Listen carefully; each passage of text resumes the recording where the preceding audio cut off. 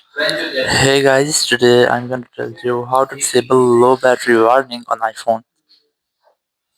If you're using any iPhone and whenever your battery level is lower than 20% or falls on 20%, you see a warning which is low battery level. So let's see how can you fix this issue. So basically in your iPhone there's no any direct way or any official way to disable low battery warning, but you can still do that. So you just have to simply open your shortcuts app. Now in shortcuts, just select automation, and here just tap on the plus option in the top right to add a new automation. Now just scroll down and look for battery level here. You'll find the battery level. Just select that. You can also search for this.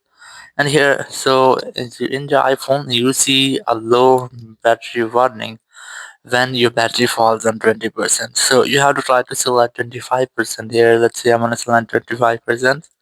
Just customize this until you find 25%. Here you can see you have to keep in mind that you have selected equal to 25% and then select run immediately. So once you have selected, just tap on the next option in the top right. Now on this page, you have to look for enable low power mode. So whenever your iPhone automatically enable low power mode, you will not see any low power warning. So let's say I'm going to select low power mode from here. And here you'll get low power mode. You can also tap on the get started option to see all the possible options here. You have to select set low power mode.